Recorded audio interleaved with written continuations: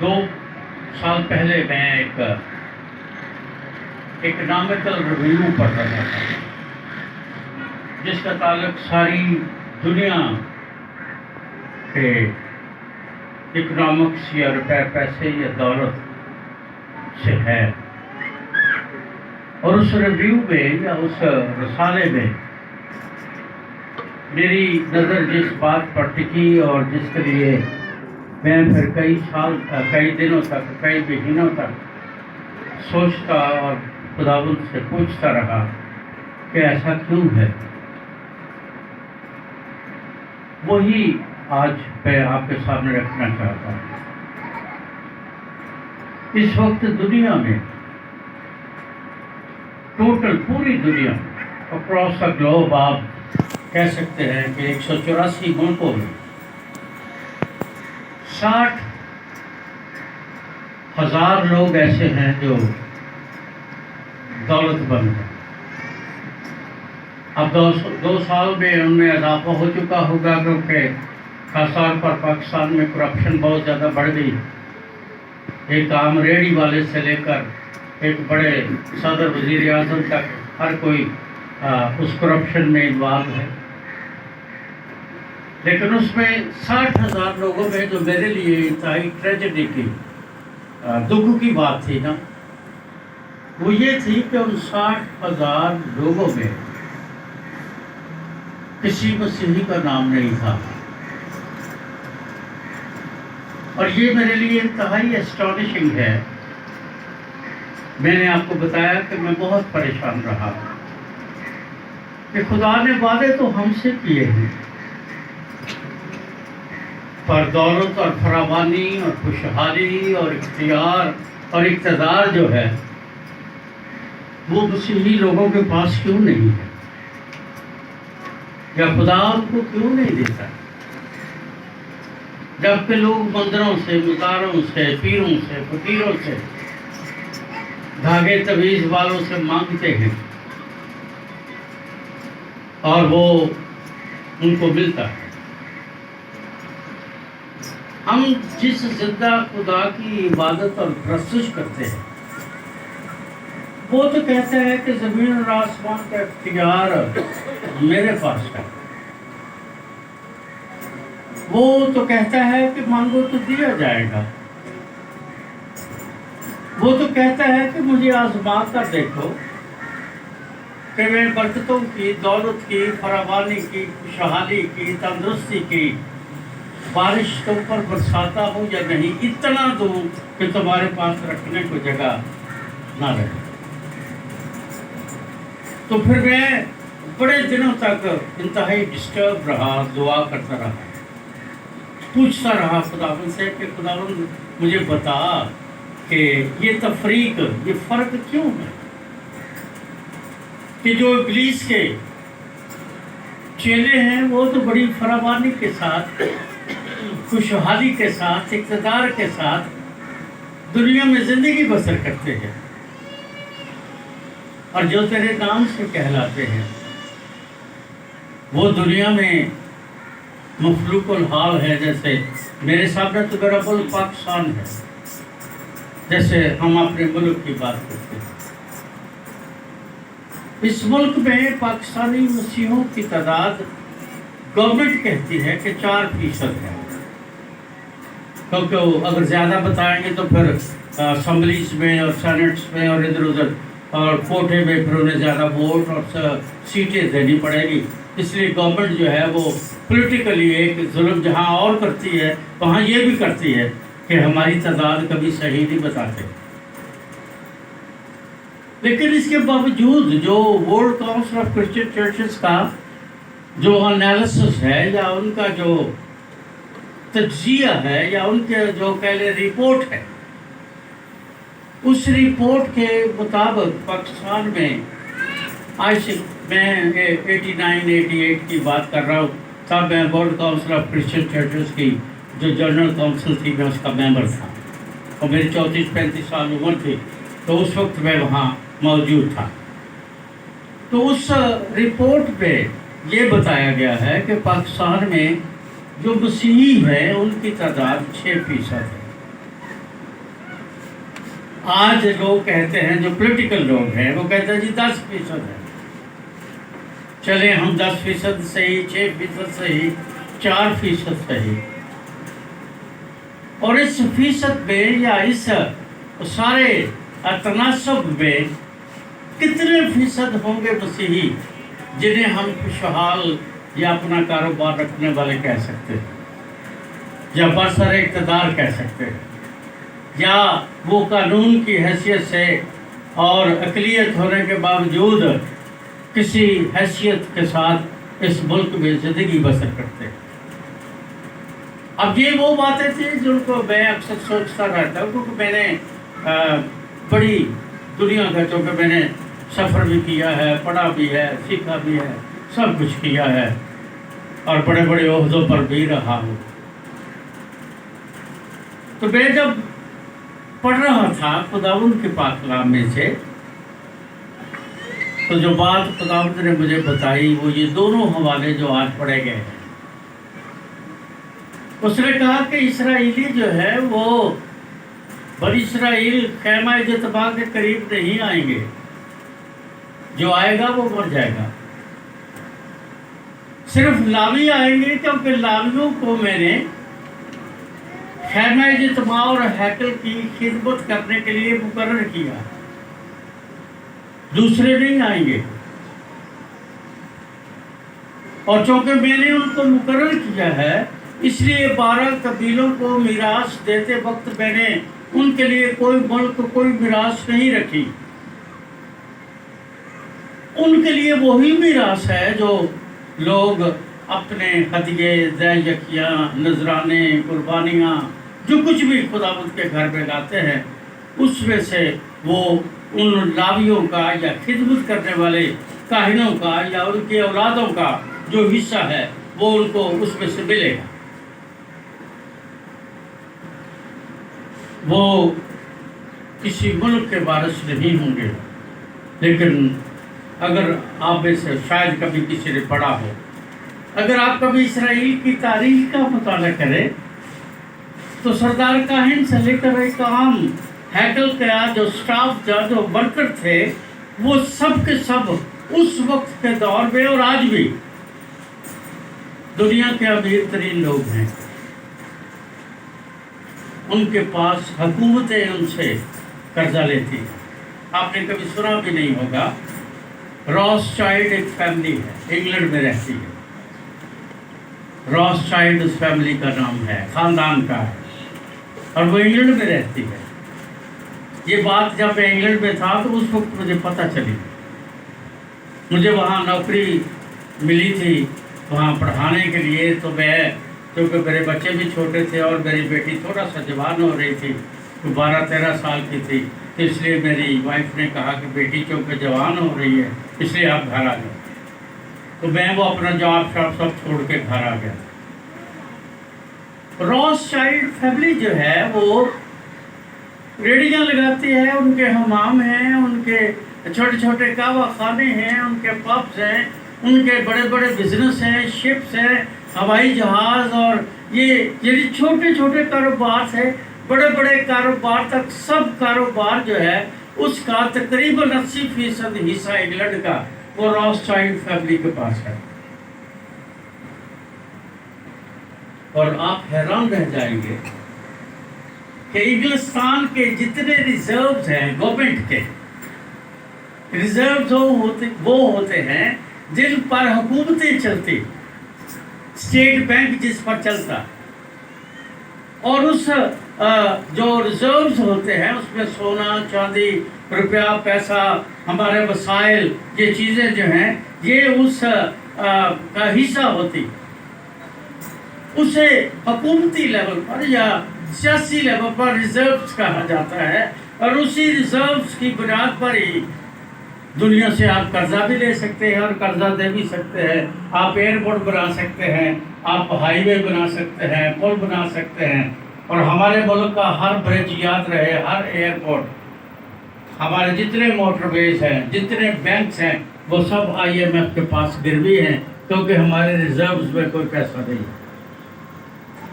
اس لیے ہر روز महंगाई कोई बढ़ाता है, कोई कम नहीं कर सकते, क्योंकि इन्होंने दुनिया से कर्जा लिया हुआ है। तो वो रिजर्व्स के जब मैंने उसके बारे में पढ़ा तो रिजर्व जो थे वो सारे के सारे 80% जो है वो रॉथस्चाइल्ड फैमिली के हैं, जो मल्का बरतानिया या हुकूमत के कहने पर उन्होंने गवर्नमेंट को दे रखे हैं, और गवर्नमेंट के पास उनके बैंक्स में या आप कह लें कि यूके के बैंक में वो रिजर्व मौजूद है, लेकिन मलकियत रॉथस्चाइल्ड फैमिली की है। जिस और बहुत सारी बातें मेरे पास एविडेंस है, टाइम नहीं है मैं आपको बता सकता। बहुत सारी शहादतें हैं दुनिया में। आप कभी कोरिया जाएं, सोल उतरे, तो सोल जब उतरते हैं, आप लैंड करते हैं, तो इस तरह से जहाज जब लैंड करता है इस तरफ से, तो ये जो साइड है, ये क्या हम इसे लेफ्ट साइड कहेंगे, लेफ्ट साइड पर एक बिल्डिंग है जो कि 35 मंजिला बिल्डिंग है, और उसका जो डिज़ाइन किया गया है वो प्रेइंग हैंड है, यानी ऐसे वो 2 हाथ दिखाए गए हैं जो दुआ कर रहे हैं। और ये जो प्रेइंग हैंड वहाँ पर सोल में एयरपोर्ट के करीब वो बिल्डिंग है, वो कोरिया के सोल के एक एल्डर साहब की मिल्कियत है। और वो इतना दौलतमंद है कि जब मेरी उस एल्डर साहब से मुलाकात हुई एक चर्च में, तो उन्होंने कहा कि मैं 90% हर महीने अपना हदिया खुदावंद को देता हूँ, दाई अखी मैं रख लेता हूँ, यानी 10% मैं अपनी जेब में रखता हूँ और बिजनेस करता हूँ, और 90% मैं खुदावंद को देता हूँ। तो कहता मुझे अभी तक नहीं पता मेरे पास कितनी दौलत है। मैं उस जंग का हाल पढ़ रहा था जो कि अमेरिका और दूसरे जो इत्तेहादी फौजें हैं दूसरी जंग अजीम में, तो कुछ पैसे चाहिए थे चर्च को, गवर्नमेंट को। उन्होंने रेडियो टीवी से अनाउंसमेंट की कि हमें पैसे चाहिए, डॉलर्स चाहिए, सोना चाहिए, हमें एसेट्स चाहिए, ताकि दूसरी जंग अजीम के जो नुकसानात हुए हैं उनको मीट कर सकें। तो उन्होंने कहा कि हम किसी के घर नहीं जाएंगे, कोई वज़ीर आज़म बैंक नहीं बनाएगा, कोई कुछ नहीं बनाएगा, हम एक ट्रेन चलाएंगे जो 60 मील चलेगी इस स्टेशन से उस स्टेशन तक, और उनके दरमियान 60 मील का फासला होगा, और उसकी 60 ही बोगियाँ होंगी, और जिन लोगों ने अपने हदिया जात खुदावंद के नाम पर उस नुकसान को मीट करने के लिए देने हैं, वो स्टेशन पर ले आए और जमा करवा दें। अब आप अंदाजा करें कि मालगाड़ी जो होती है उसकी बोगी कुछ छोटी तो नहीं होती, 60 बोगियां लगा दी हैं, और सिर्फ एक बोगी है जिसमें उन्होंने कहा कि बाकी जो 59 हैं उनमें आप अपने कंबल, अपने दालें, अपना सौदा, राशन, ये चीज़ें दे सकते हैं, पर एक बोगी है जिसमें आप सिर्फ डॉलर्स लाएंगे, सोना, हीरे जवाहरात, चांदी, ये वाले एसेट्स आप वहाँ लाएंगे। और 40 मील के बाद उन्हें अनाउंस करना पड़ा कि अब गाड़ी के किसी डिब्बे में ना तो पैसे रखने की जगह है, ना कोई चीज़ रखने की जगह है, इसलिए पब्लिक से दरख्वास्त है कि वो अगले ऐलान का इंतज़ार करें और अपने हदिये ना लाएं। अजीज़ों, मैं जो बात कर रहा हूँ वो ये है कि पाकिस्तान की कलीसियाएँ देने वाली कलीसियाएँ क्यों नहीं हैं, क्यों भिखारियों की सी जिंदगी हमारी कलीसियाएँ बसर करती हैं। हमारी मुसीबतें ही नहीं ख़त्म होती, हमारे कर्जे ही नहीं ख़त्म होते, हमारी लानतें ही नहीं ख़त्म होती, हमारी बीमारियाँ ही नहीं जाती, हमारे बिल्स ही नहीं पूरे होते। तो मैं जब इसको पढ़ रहा था तो फिर ये हवाला जो मैंने अभी आपके सामने पढ़ा है, मैं इसको आपके लिए पढ़ूंगा, आप गौर से सुने। यहाँ लिखा है, क्या कोई आदमी खुदा को ठगेगा, पर तुम मुझको ठगते हो। कैसी अजीब बात है। खुदावंद खुदा कहते हैं, क्या कोई आदमी किसी को ठगेगा, खुदा को? और तुम तो ऐसे लोग हो जो मुझे भी, खुदा को भी ठगते, जो दिलों, इरादों, गुर्दों, ख्यालों को जानता, जो मेरा और आपका खालिक है, हम तो उसे भी ठगने से बाज दिया। यहाँ खुदावंद यही कह रहा है कि तुम मुझे ठगते हो। और कैसे ठगते हो? कहते हो, क्या कहते हो? हमने किस बात में तुझे ठगा? यदि ठगते भी हो तो तुम्हें मानते भी नहीं, ये मानते ही नहीं है कि हमने ये किया। एक तो गुनाह करते हैं, दूसरा अपना गुनाह नहीं मानते। तुम ठगते हो और फिर आकड़ के कहते हो किस बात में हमने तुझे ठगा। फिर वो आगे बताता है किस बात में ठगा। यहाँ लिखा है दहयकी और हदिये। यहाँ दो लफ्ज आए हैं, दहयकी और हदिये में पस, क्योंकि तुमने मुझे ठगा है। किसमें? हदिये में और दहयकी में। वो कहता है पस, यदि नतीजा भी ये निकला है कि चूंकि तुम मुझे ठगते हो, तुम सख्त मलाऊन हो। मेरे एक टीचर थे, पादरी पैचोल्स, अमेरिका के थे, और वो कहते थे कि मलाऊन में और गुनाहगार में बड़ा फर्क है। गुनाहगार तो सारे ही हैं जो आदम की औलाद है, पर मलाऊन सारे नहीं हैं। मलाउन वो हैं जो अपने लिए लानते खुद खरीदते हैं, इकट्ठी करते हैं, अपने कामों, रवैये, किरदार, गुफ्तगू और अपनी झूठी इबादतों के वसीले से वो लानते अपने लिए इकट्ठी करते हैं, इसलिए वो मलाउन हैं, लानती हैं। गुनाहगार तो सारी दुनिया है। तो पादी पैटजोल ने मुझे ये बात जब सिखाई तो कहता है तुम सख्त मलाउन हुए क्योंकि तुमने, बल्कि क्या लिखा है, तमाम कौम ने मुझे ठगा और पूरी दहशत ज़खीरा खाना में लाओ ताकि मेरे घर में खुराक हो और इसी से मेरा इम्तिहान करो। रब्बुल फाज फरमाता है कि मैं तुम पर आसमान के दरीचों को खोल कर बरसाता हूँ कि नहीं, यहाँ तक कि तुम्हारे पास उसके लिए जगह ना मिले। पूरी दहशती और हदिया नजराना खुदावंद के घर में लाओ। और आगे क्या लिखा है, इसी से मेरा, सारी दुनिया में एक कौल है और ज़बूर में भी लिखा है, खुदा को आजमाना, खुदा का इम्तिहान करना लानती होने के बराबर है। लोग कहते हैं कि खुदा की आजमाइश नहीं करनी चाहिए,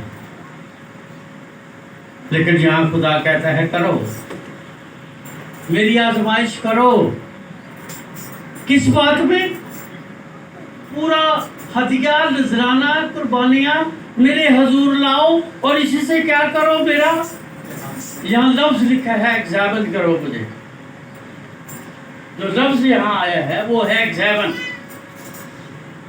मेरा एग्जामिनेशन लो, मेरा एग्जामिनेशन, मेरा इम्तिहान ले लो। स्कूल इम्तिहान लेते हैं बच्चों को प्रमोट करने के लिए, फेल करने के लिए। कभी कोई स्कूल को टीचर अपने बच्चों के एग्जाम नहीं लेता, वो उनको प्रमोट करने के लिए करते हैं। खुदावंद एक तरीका बताता है कि मेरा इम्तिहान करो, मुझे एग्जामिन करो और फिर देखो मैं तुम पर बरकत की बारिश बरसाता हूँ या नहीं, इतना कि तुम्हारे पास रखने को जगह न रहे। मैं जब छोटा सा था, पहले 5, 6, 7, 8, 10 साल था, तो मेरी माँ और मेरे बाप, क्योंकि वो देहात के पादरी थे, तो हमारे घर में रुपया पैसा, वो आप आज से 60 साल पहले की बात कर रहा हूँ, उस वक्त रुपया हमारे घर पे नहीं होता था, लेकिन हमारे घर पे गाय भी थी, बकरियां भी थी, मुर्गियां भी थी, गंदम भी थी, बोरे लगे हुए थे छत को, हम बड़े खुशहाल थे। मैंने तो तो मुझे उन्होंने खुदावंद की खिदमत के लिए खुदावंद को दिया हुआ था। मैंने एक दिन अपनी माँ से पूछा, वो जब हम चर्च जाते थे तो मेरी माँ का असूल था, मेरी वाइफ का भी असूल था, आज मेरा भी असूल यही है, हम कभी हदिये में पुराना नोट नहीं डालते। एक तो ये बात है, हदिये में थैली में हम कभी पुराना नोट नहीं डालते। वैसे यहाँ मैंने देखा कि बच्चे कश्तियाँ बना बना के, रुपये भी दासों ने कश्तियाँ बना बना के थैली में पहुँचते। मेरी माँ, मेरी बीवी, हमारे खानदान में ये रवायत है, हम पुराना नोट नहीं डालते। दूसरी बात, जो सबसे बड़ा नोट होता है हमारी जेब में, ये हमारे वॉलेट में हम वो डालते हैं। और तीसरी बात, हम अपने घर से सोच कर आते हैं कि आज मेरे कितना हदिया देना है। तो मैंने अपनी माँ से एक दिन पूछा, मैंने कहा माँ, हम ऐसा क्यों करते हैं? तो उसने कहा, ये खुदा का हुक्म है, जो ऐसा नहीं करते खुदा उनको बरकतें नहीं देता। रोटी तो कौवों को भी, जानवरों को भी, परिंदों को भी मिलती है, औलादें तो जानवरों की भी होती हैं, मेरी और आपकी होगी है, तो कौन सा सामान नीचे आ गया है? ये तो जानवरों की भी, परिंदों की भी, शेरों की, भालुओं की, सांपों की भी होती है। अगर हम कहें जी औलाद हमारी बड़ी बरकत है, मैं मानता हूँ ये बरकत है, मैं मानता हूँ, पर कब कौन सी औलाद है ये फिर कभी बताऊंगा जो बरकत का बायस है। ये सारी चीजें तो हमसे ज्यादा उन गैर कौमों के पास है, जो मेरे और आपके पास नहीं है। उसका सबब क्या है? वो मेरी माँ ने मुझे बताया था कि खुदा के कलाम में लिखा है, दिया करो ताकि तुम्हें, क्या लिखा है? दिया करो ताकि तुम्हें दिया जाए। और मसीह यीशु ने कहा कि अच्छी तरह नाप कर, हिला हिला कर, नाप कर अपना हदिया खुदा उनके पास लाओ। मुझे ये समझ नहीं आती थी कि ये हिलाना क्या है और नापना क्या है। हमारे घर में आटा उस दिन नहीं था, गर्दन नहीं थी, पिसाई नहीं। तो मेरी माँ कहने लगी, ये इधर पड़ोस में चला जा और उसको अपनी खाला को या मासी को या जो भी उसको कहना कि हमें 2 छाननियाँ आटा दे दे। छाननियाँ समझते थे ना, तो तुम इधर शहरी लोग है ना, 2 छाननियाँ आटा दे दे। मैं चला गया तो वो अम्मा मुझे कहने लगी कि नपवियाँ या पोलियाँ। अब ये मेरे लिए नई बात थी, बहन नपवियाँ तो पोलियाँ में है। मेरी माँ ने ये कहा कि 2 छाननियाँ आटा लाया, नहीं थे तू पूछ के नहीं आया? मैं कहा नहीं। कहने लगी जा पूछ के आ। मैं गया, मैं अपनी माँ ने पूछा, मैं कहा माँ वो पता नहीं अम्मा कह रही है नपवियाँ के पोलियाँ। अब पंजाबी तो मुझे आती, मैं पंजाबी हूँ, मैं को गोरा नहीं हूँ। तो मैंने कहा ये नपवी और पोली ये किस किस्म की है? फिर उसने बताया मुझे, फिर उस खाला ने मेरे सामने जो छाननी थी उसको अच्छी तरह से दाब दाब के, इस तरह से नाप के, पूरी तरह दबा दबा के उसने उसको भरा।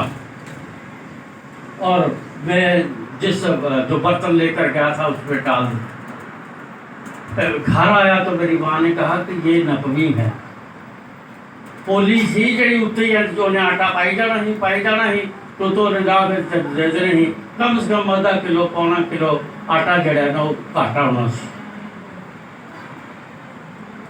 यीशु कहता है दाब दाब कर, जिस पैमाने से तुम नापते हो, क्या लिखा है? जिस पैमाने से तुम, उसी से तुम्हारे लिए नापा जाए।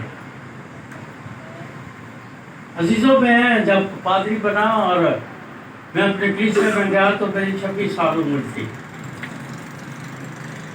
शादी मेरी नहीं हुई थी, अपने घर को मैं दाखिल नहीं होने देता, हीरा नहीं छड़ाए वो बड़ा नहीं देता। ये आज तो 60-65 साल पहले की गल दस रहा, अब 45 साल 40 साल कहते 40 अपना छड़ाए गए थे। मुंडा खुंडा देखो जी, पैंट देखो, कोई मेरी किसी शहर ना उड़ता, किसी शहर। تو کلیسیا نے میٹنگ کی تو انہوں نے کہا کہ مجھے انہوں نے بلا کے نا بیچ میں ایسے بٹھا کے کہنے لگے پادری صاحب ہم نے آپ کی تنخواہ مقرر کر دی. میں نے کہا جی بہت مہربانی. 125 روپے. کتنی تنخواہ تھی؟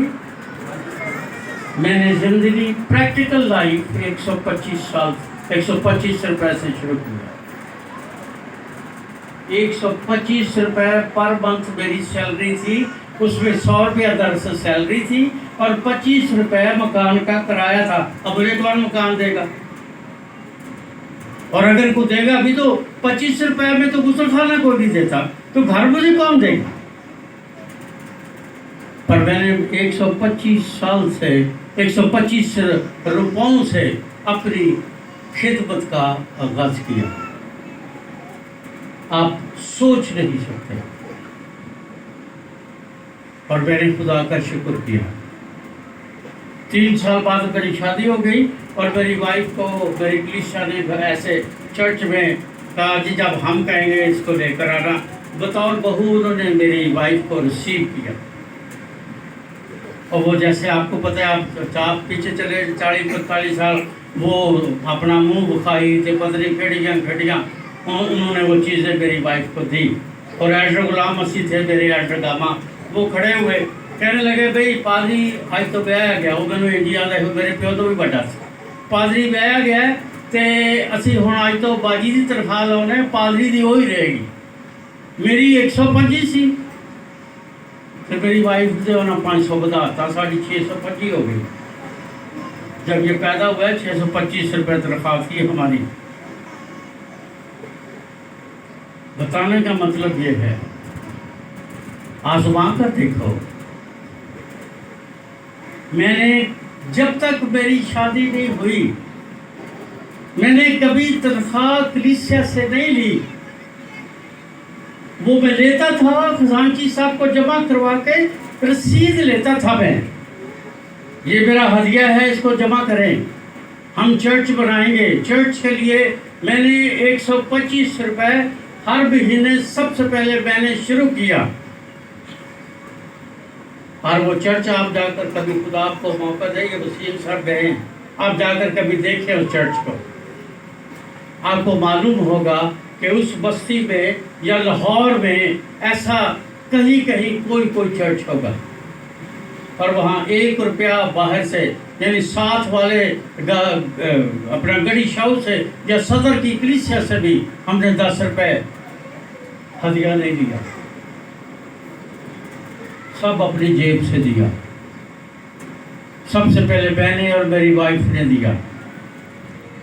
اور یہ بات میری ماں نے مجھے سکھائی تھی اور آج تک یہ بات ہمارے گھر میں جاری ہے. ہمارے گھر میں کوئی ہمیں ہدیہ دے, کوئی ہمیں دہیہ کی دے, کہیں سے بھی کوئی پیسے آ جائیں. میرا بیٹا جو کہ چھوٹا موٹا بزنس کرتا ہے شروع کیا ہم نے, اگر کہیں سے پیسے آ جاتے ہیں ہم وہ پیسے خرچ نہیں کرتے. یہ آپ کو بتا دیں. وہ پیسے لاتا ہے, میں, میری بڑی بہو, میرا بیٹا, میرے پوتے پوتیاں, میں ان سب کو بلاتا ہوں. ہم اس کو ٹیبل پر رکھتے ہیں اس پیسے کو. جب ہنی اور صبا وہاں تھے وہاں اس وقت بھی ایسے ہی کرتے تھے. ہم اس پیسے کو ٹیبل پر رکھتے ہیں, ہم سارے اس پیسے پر ہاتھ رکھتے ہیں اور میں دعا کرتا ہوں. میری دعا کا جو بنیادی حصہ ہے, جو سینٹرل آئیڈیا ہے, وہ یہ دعا نہیں ہوتی کہ آپ یہ کر دیں اور وہ کر دیں. میں کہتا ہوں خداوند اس پیسے کو, یہ روپیہ پیسہ جو پاکستانی روپیہ پیسہ ہے, اس کو اپنے ہدیے میں تبدیل کر دے. یہ پورا جو لفافہ ہے یہ پورا تیرے ہدیے میں تبدیل ہو جائے. اور جب خدا کا وہ ہدیہ بن جائے گا تو پھر چوری تو نہیں ہو سکتی نا, پھر تو کوئی چور چرا نہیں سکتا نا. اس کا وعدہ ہے کہ اپنا خزانہ کہاں جمع کرو؟ آسمان پر. نہ وہاں کیڑا لگتا ہے, نہ زنگ لگتا ہے, نہ چور چوری کرتا ہے. وہ محفوظ رہتا ہے کیونکہ وہ خدا کا ہے،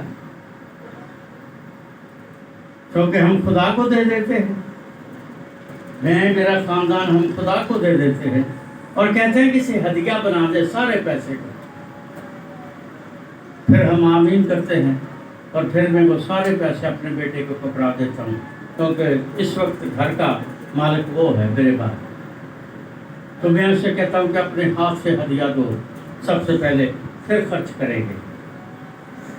پہلے ہم ہدیہ نکالتے ہیں اور ہدیہ دینے کے بعد پھر ہم کرایہ دیتے ہیں یا جو بھی ہمارے گھر کے خرچے، پہلے ہم اس پیسے سے ہدیہ دیتے ہیں۔ دیا کرو تاکہ تمہیں بھی اچھی طرح ناپ ناپ کے، تول تول کے، خوشی سے، خدا خوشی سے دینے والے کو عزیز رکھتا ہے۔ اتنے لوگ نے 10 روپے دے کے تو مڑ کے صاحب مانگنے پیسہ پہ تو صاحب تو ہنس کر چاہیے 10 روپے انہیں چلتا پایا ہوتا ہے تو وہ بھی صاحب مانگتے۔ پادری صاحب تھی تو کدی کچھ سب دسیا ہی نہیں کتنا ہوتا ہے تو کتنا جانا ہے، آپ کا اس کے ساتھ کیا تعلق ہے؟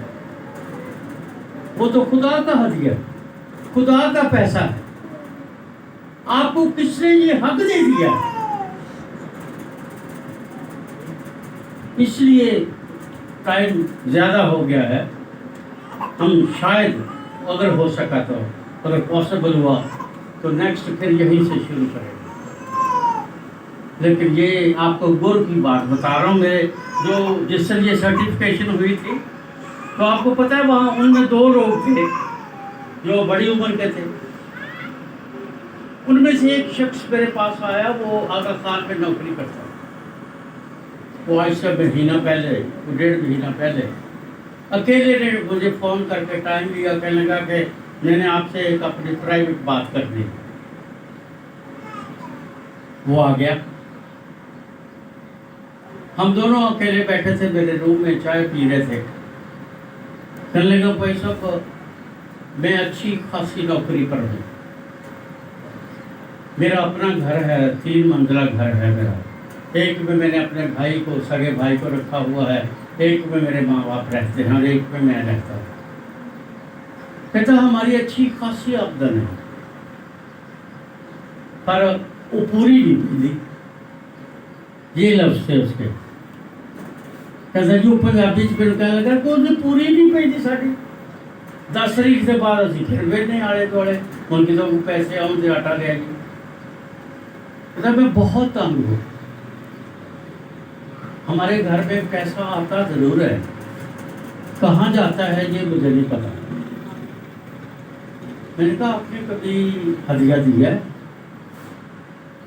تو اس کی آنکھوں میں آنسو تھے، کہنے لگا سوری سر ساڑھے کو پیسے ہی نہیں دینے ہوں گے، ہدیہ کتوں دینا؟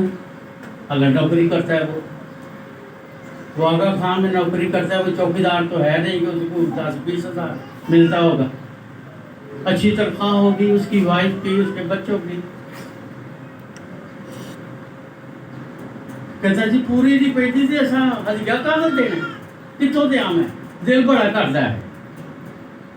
میں کہا اچھا، میں نے کہا آج سے میں تیرے لیے دعا کروں گا، خدا کو خدا کا حصہ دینا شروع کر دے۔ میں نے ہدیہ یا دیا کی نہیں کہا، میں نے کہا خدا کا حصہ خدا کو دینا شروع کر دے۔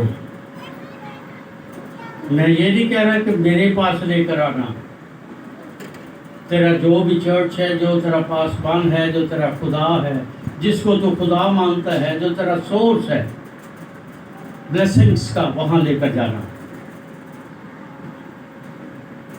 میں نے کہا پھر اگلے مہینے مجھے بتانا۔ اور جس دن سرٹیفکیشن تھی آپ کو پتا ہے 29 تاریخ تھی، اس سے 29 مئی کی بات کر رہا ہوں نا میں، 29 تاریخ تھی۔ پھر اس کے بعد وہ آیا پچھلے جمعے کلاس میں، کہنے لگا جی ایسے بھی نہیں، میرے سے کوئی قرضہ نہیں۔ میں نے کہا آپ نے خدا کا ہدیہ دیا؟ کہنے لگا ہاں۔ میں نے کہا اب قرضہ تم نہیں لو گے، اب قرضہ تم دیا کرو،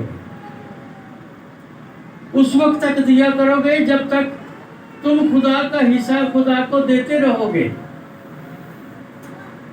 अजीजों में कुछ असूल आपको बताए हैं मैंने, अभी खुदा के कलाम का वो हिस्सा अभी शुरू भी नहीं हुआ, लेकिन असूल बताए हैं आपको।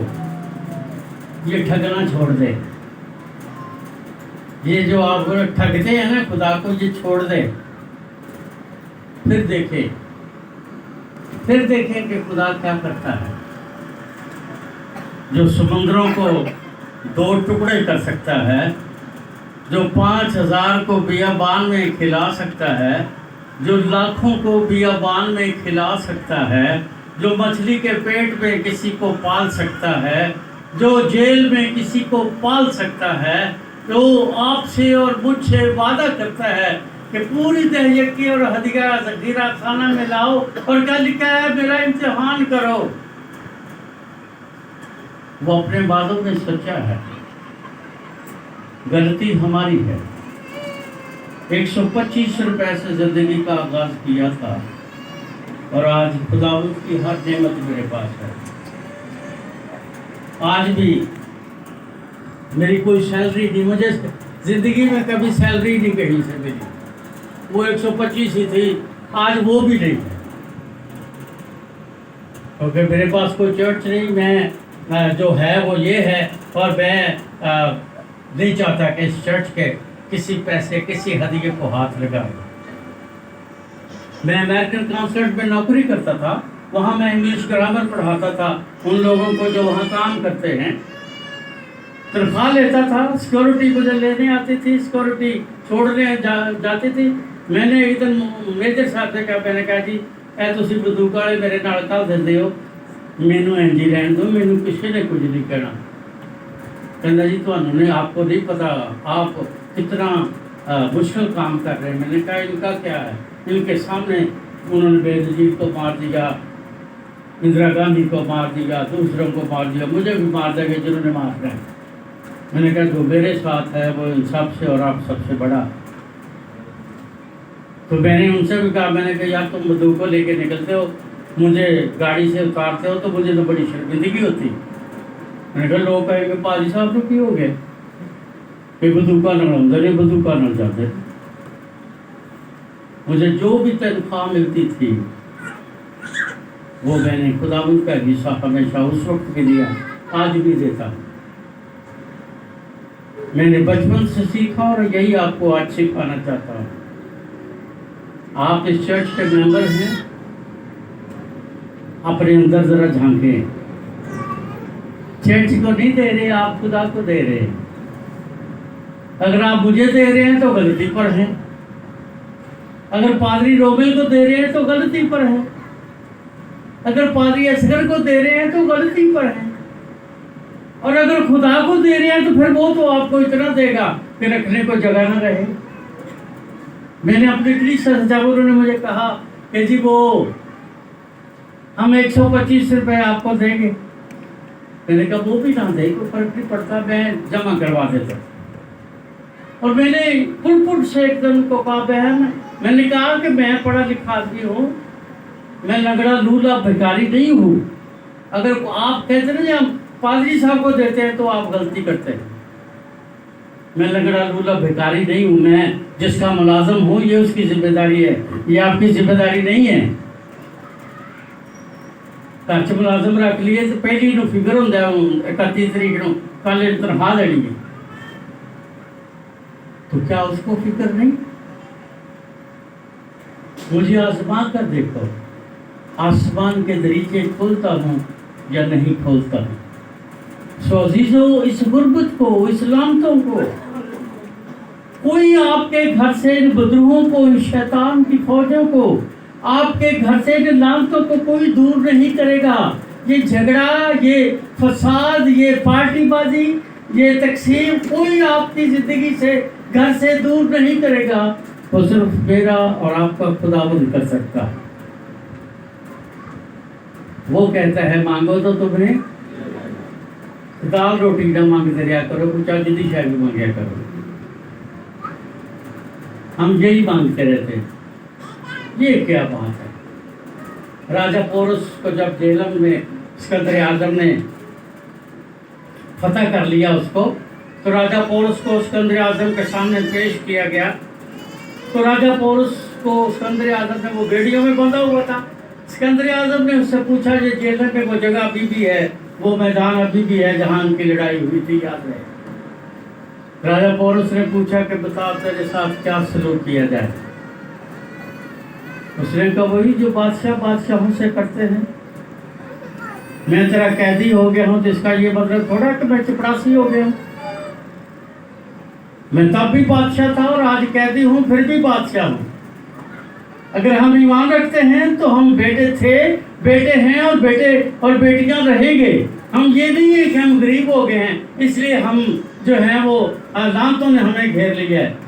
हम खुदा के फर्जंद हैं, खुदा के फर्जंद थे।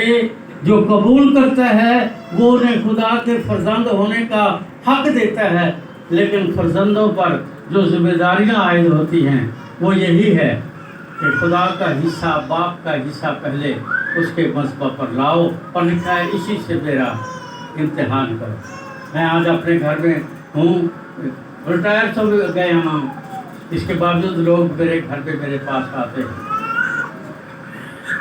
मेरे बेटे ने एक दिन पूछा, मैंने कहा बेटा खुदा के लोग जिनके लिए मैं दुआ करता हूँ वो आते हैं और अपना हदिया मुझे देकर जाते हैं। दिया करो और इसी से मेरा इम्तिहान करो। आइए अपने सच झुकाएं। मैं माफी चाहता हूँ।